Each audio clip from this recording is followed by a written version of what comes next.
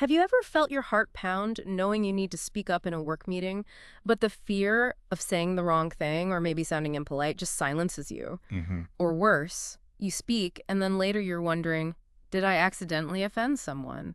When all you wanted was just to be professional. Yeah, that's a really common feeling.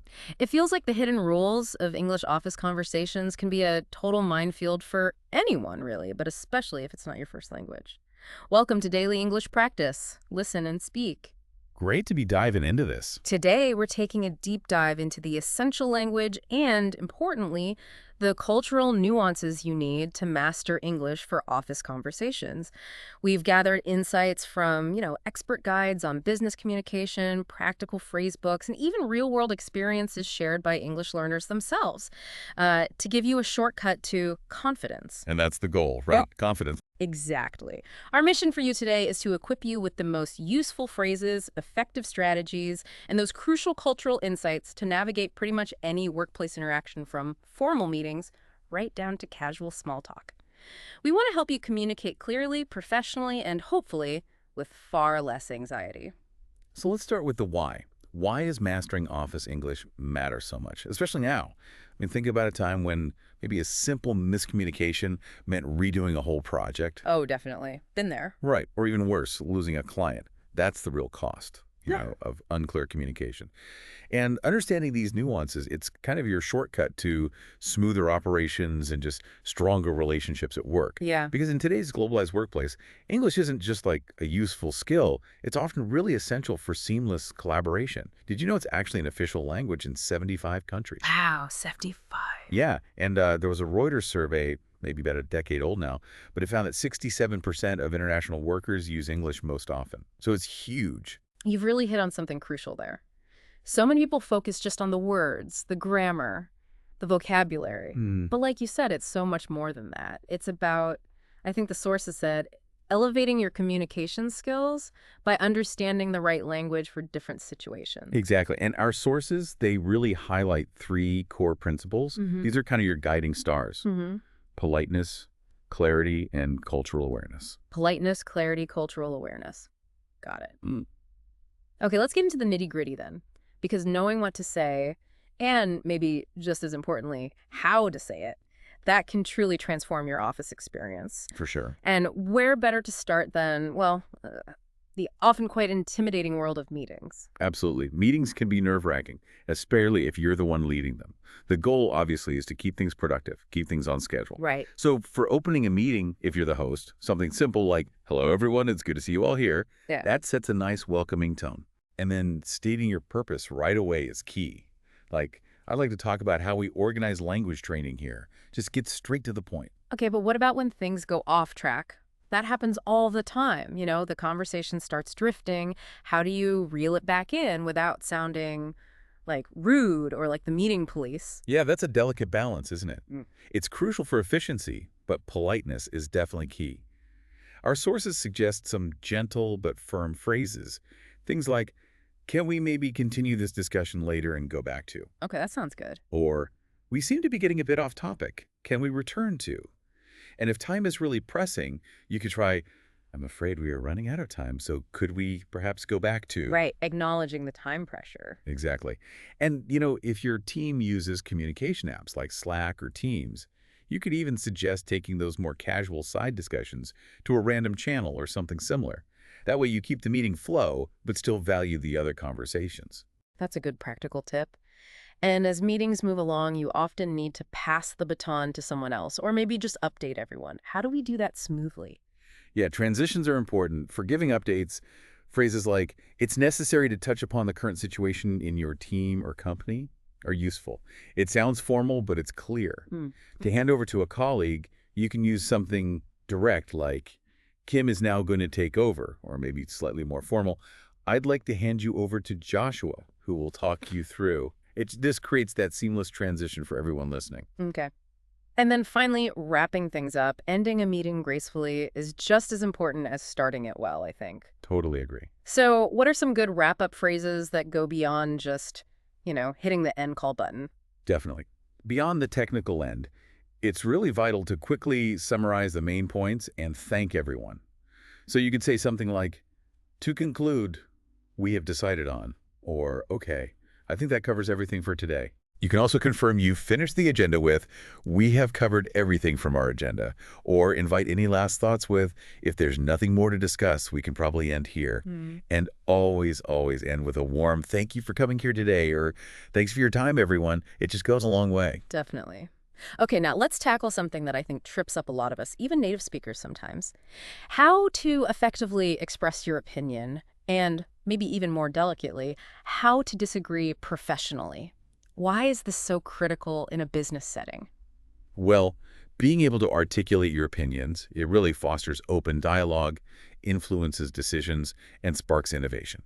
That's what the research suggests. Right, innovation. But it's not just about blurting out your thoughts. It's doing it with clarity, respect, and that cultural awareness we mentioned. A blunt disagreement can just shut things down. Yeah. There's an example of a marketing manager, Nick, who, probably meaning well, directly told his CEO, that's a terrible idea. Oof. Yeah, probably not the best approach. Right. The idea itself might have been flawed, sure, but Nick's directness, it just killed the conversation, not just the idea. Yeah. And it probably damaged some trust there, too. So how do we build up that linguistic toolkit, as the sources call it, for expressing opinions without causing, an accidental corporate incident? Okay, so for starting points, you can use clear, simple phrases like, in my opinion, or I believe that, or maybe from my perspective. Pretty straightforward. Then there's hedging language. This is really useful for softening your statements, making it sound more like an invitation for discussion, not a confrontation. Hedging, like what? Things like, I think, or it seems to me that, or as far as I know. They just add that little bit of softness. Okay. To emphasize your point clearly, you can say, what I mean is, or my main point here is, and if the situation is more formal, you might use phrases like, I'm of the conviction that, or it is my understanding that. Right. Adjusting for formality. Got it. And now for the really big one, disagreeing politely. What are the core strategies to navigate that without, stepping on anyone's toes? This is probably one of the most important skills. Yeah. The most polite ways often involve acknowledging the other person's viewpoint first. So strategy 1, acknowledge and show you understand. How does that sound like? I see what you're saying, I think. Or that's a valid point and I think that. Or maybe I understand where you were coming from my perspective though. Okay, so validate first. Exactly. Strategy 2, sometimes a soft apology before disagreeing can work wonders, like, I'm sorry I have to disagree on that point, or my apologies, I respectfully disagree. It softens the blow. And strategy 3, you can express neutrality or uncertainty to kind of invite more discussion, for example. I'm not sure I quite agree with you on, or I could be wrong here, but my understanding is that. Those are incredibly helpful, very practical. What about when you need to move past the disagreement? Be solution focused, move from the no to a, how about this instead? Absolutely crucial step. Always try to offer alternatives if you can. Phrases like, instead, I think maybe we could, or my suggestion would be to, perhaps, or an alternative solution might be. Okay. Think about that scenario where a client wants more changes, but the budget's fixed. Right. Classic problem. You could say something like, these are really great suggestions. Right now, I feel we probably don't have enough resources to implement such significant changes at this stage. However, in the interest of delivering this project on time and within budget, I'd like to propose a few options for you to consider. See how it reframes the problem. Yeah, it turns it into a collaboration looking for a solution together. That's smart. Exactly. Okay, let's shift gears slightly. Difficult conversations. They're challenging enough in your first language, but why are they even harder when it's not your native tongue? Yeah. It creates what psychologists call cognitive overload. Your brain is literally juggling the content of the conversation, the language itself, grammar, vocab, pronunciation, and trying to manage your emotions all at the same time. That sounds exhausting. It really is. And studies actually show that up to 70% of international business professionals feel anxious in these kinds of situations. 70%? Wow. Yeah, so preparation becomes absolutely key. Like, really script your opening line. List maybe 3 to 5 key points you absolutely need to cover. Try to anticipate possible responses, and maybe even research some specific vocabulary you think you might need beforehand. That makes a lot of sense. Preparation helps reduce the load. So how can you sound empathetic, show you understand the other person's feelings, while still being direct enough to get your message across clearly? It's a balance. You can start with phrases that show empathy directly. I understand this is difficult news to receive, or I know this creates uncertainty, and that's never easy. Mm-hmm. Then you can combine that empathy with the direct message. For instance, I understand this is disappointing news about the budget cuts, and at the same time, we do need to discuss how to move forward with our revised marketing strategy. It acknowledges their feelings but clearly states the necessary next step. Okay, balancing politeness and clarity again. And what about common pitfalls? Are there specific mistakes non-native speakers often make in these tough conversations? Yeah, beyond just being maybe too direct or too indirect, other common ones include rushing because you feel anxious about the language. Oh, yeah, I can see that happening. If you feel yourself doing that, you can actually say something like, let me just take a moment to organize my thoughts so I can explain this clearly. It buys you time and shows you want to be precise. Good tip. What else? Not paying enough attention to nonverbal cues, body language, tone of voice. They can tell you a lot. Also, sometimes overusing really complex vocabulary, like saying expedite the implementation of the strategic initiative instead of just, we need to speed up the start of the new project. Keep it simple and clear, especially under pressure. Right. And crucially, not checking for understanding. This is a big one. Always try to ask something like, could you maybe summarize what we've agreed on? Or simply, does that make sense? You need to ensure the message actually landed correctly. Absolutely. Okay, so of course, not all office communication is face-to-face in meetings or these big, difficult chats. We spend so much time on phone calls and writing emails. How do we master those channels? You're right, they're daily essentials. On the phone, you don't have those visual cues, right? So clear and polite phrases are even more vital. To answer a call professionally, something like, how can I help you? Or what can I do for you? Is polite and efficient. Okay. To initiate a call, instead of just demanding someone, I'm trying to reach Gil from Human Resources, it sounds less demanding, more professional. Right. And if you don't understand something, which happens to everyone, to say, I didn't quite catch that, would you mind repeating what you just said? It's perfectly fine and ensures clarity. Good. Okay, moving beyond spoken words, our inboxes, they are just constantly overflowing. What are your go-to phrases for clear and effective emails? Emails are huge. For starting an email, I'm reaching out because politely explains your purpose right away, avoids sounding abrupt. Yeah, I like that. If you need more time to respond fully, instead of just ignoring it, say something like, I'll get back to you about that report as soon as I finish this task. It shows you're busy, but still committed. Good communication. And for those gentle reminders, we all need to send them sometimes. I just wanted to follow up on that email I sent last Monday. Is so much more polite and usually more effective than a blunt, did you see my last email? Oh, definitely. Tone is everything in email. Okay, what about negotiation? That's a crucial skill in almost any field.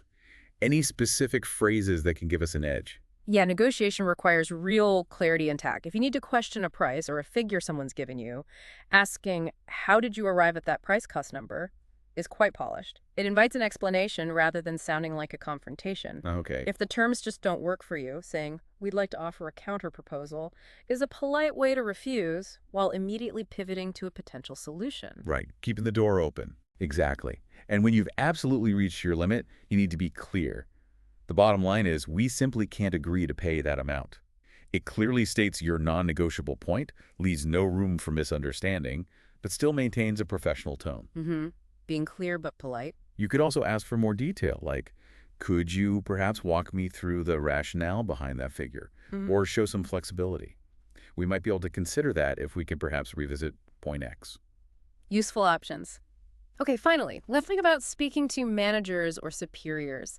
This can be intimidating for a lot of people. How can we approach them confidently but also professionally? Yeah, navigating hierarchy is important. Politeness is absolutely paramount here. So instead of just saying, can I speak with Mr. Shi, try, would it be possible to speak with Mr. Shi at some point today? It shows much more respect for their time and authority. Right, that small change makes a difference. It really does. When making suggestions, phrasing it collaboratively works well. Like, is there perhaps a way we could find a more time-efficient solution for this? It invites their input while still offering your idea. Okay. And showing initiative is great, too. Maybe, I've been thinking about the problem, and I actually have a few ideas I'd like to run by you if you have a moment. That sounds proactive. Exactly. And always, always be open to asking for feedback. A simple, do you have any feedback for me on that project? shows you're eager to learn and improve and that you value their perspective. That's great advice. So we've covered a lot of specific phrases for different scenarios. But what about those more subtle signals? The common slip-ups that can unintentionally affect how you're perceived? This is where those hidden rules really come into play, isn't it? It truly is. And let's start with small talk. It often feels so casual, maybe even insignificant. Yeah, sometimes like a waste of time when you're busy. Right. But it's actually incredibly powerful in the workplace. It Hmm. builds relationships, it contributes to a happier, more collaborative environment, and it can genuinely impact your career trajectory. Yeah. It's that light conversation that helps you find common ground Okay. and moves you from just being coworkers to maybe having more genuine connections. I remember one learner who was really struggling to connect with his team. He just decided one day to ask a colleague about their favorite local coffee spot. Simple. Right. Very Yeah. totally broke the ice. Led to a much more natural friendship, I- even outside of work projects. That's a great example. Yeah. But how do we actually start small talk without it feeling forced or awkward, especially if you're maybe introverted or just not used to it? Mm-hmm. Honestly, sometimes I think mastering small talk is harder than a tough negotiation. Chuckles softly. It can definitely feel that way sometimes. The key is often observation. Just, notice what your colleagues seem interested in. Maybe photos on their desk, mugs, things they mention. Then choose the right moment. The coffee machine or lunch break is usually good. Definitely not when they're clearly rushing to a meeting or look stressed, Okay, timing matters. for sure. And simple starters work best. How is your day going? How's your weekend? Or are you having a busy week? Then the really important part is active listening. Actually listen to their answer. Right, not just waiting for your turn to talk. Exactly. And ask open-ended, maybe work-related questions too, like, what projects have you been working on recently? Or how did that big meeting go the other day? You'd be surprised. Small talk can even help you learn useful things or find solutions to problems just by informally asking for advice. And moving beyond just phrases, that cultural awareness piece is so key. In many English-speaking business cultures, particularly maybe in the UK, communication tends to be more indirect than in some other cultures. Can you give an example of that indirectness? Sure. So when a British manager says something like, you might want to consider a different approach, they often actually mean, please change your approach now. It sounds like a suggestion, but it's closer to a polite instruction. Ah, okay. Reading between the lines. Exactly. Similarly, hearing, that's an interesting idea, might not always mean they love it. It can sometimes be a polite way of disagreeing or expressing reservations without saying no directly. So it's about picking up on those subtle cues. What else should our listeners maybe be aware of that might not be immediately obvious in these cultural nuances?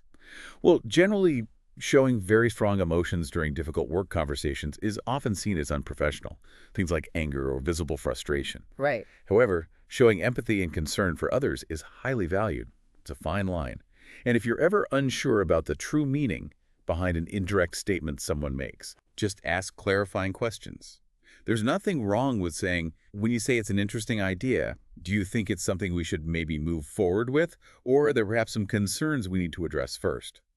Proactive clarification saves a lot of trouble later. That's really good advice. Just ask politely. Yeah. Okay, let's touch upon some common linguistic mistakes. Now, these aren't always things that stop people understanding you, but they can sometimes flag you as a non-native speaker. This isn't about achieving perfection, obviously, but awareness can help smooth things out. What are some of the most frequent ones you hear? Yeah, and the goal isn't perfection, it's clear communication. But some common things do pop up. Article usage, knowing when to use the versus a or no article at all. That's a big one, especially distinguishing specific versus general things. Articles are tricky. They really are. Prepositions are another classic. They often don't translate directly, so you have to learn them in context. So like, it's afraid of the dark, not afraid from. Verb tense issues are also quite common. For example, using will for a future arrangement where the present continuous sounds more natural. Like saying, are you going to the meeting later? Is usually better than, will you go to the meeting later? Okay. Or sometimes confusing time expressions like, until now versus so far. Subtle differences. Yeah, those nuances. Any others that are particularly tricky for learners to really get a handle on? Oh, definitely. Errors with phrasal verbs are everywhere. Saying, pick the phone instead of pick up the phone, for instance. Ah, yes, phrasal verbs. They're tough. Pronunciation challenges are also very common, understandably. Things like silent letters, the L in salmon or the B in climbing. Distinguishing really similar vowel sounds like Pitch versus peach. Mm-hmm. These sounds can be hard for many learners, or sometimes pronouncing J sounds like Y. Okay. Then there's treating uncountable nouns as countable. You hear things like advices or furnitures when it should just be advice and furniture. Right. Exactly. Another one is incorrect word order in questions, like saying why you can't do that instead of why can't you do that. The inversion. Yep. And sometimes maybe overusing the phrase in my case when the context already makes clear you're talking about yourself. Wow, it sounds like a lot to juggle, especially when you're trying to think about what to say in a live conversation. It absolutely is. But the goal isn't really to sound native or perfect, is it? It's more about effective communication. Exactly right. As one learner put it, and I think this captures the essence perfectly, they said, "The only important thing to me when talking to non-native speakers is that I can understand them." That's a great perspective. It really is. Focus on being understood clearly. Focus on conveying the appropriate tone for the situation, polite, firm, empathetic, whatever is needed, and just focus on continuous learning. These nuances, they aren't about achieving some mythical perfection. They come with exposure, with deliberate practice, and really just a willingness to put yourself out there and try. That's a fantastic way to look at it. So you've now got, hopefully, a really powerful toolkit for navigating these English office conversations.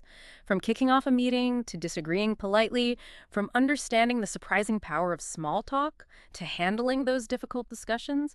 Remember, these phrases and these cultural insights are all designed to build your confidence and help you connect effectively in your workplace. It really is about understanding not just what to say, but how those subtle layers of politeness, directness, and the whole cultural context shape your message, and crucially, how it's received by others. Keep practicing, keep engaging, keep seeking out opportunities to apply what you've learned today. Honestly, the more you put yourself out there, the more fluent and confident you'll naturally become in any professional setting. Couldn't agree more. So, here's a final thought for you to mull over as you go about your week. Consider one specific office conversation you know you have coming up. Maybe it's a meeting, an email you need to write, or even just a quick chat you anticipate having with a colleague. How could just one new phrase or perhaps one cultural insight from our deep dive today potentially shift the outcome of that interaction for the better? Think about it. Until next time, keep listening, keep speaking, and keep diving deep.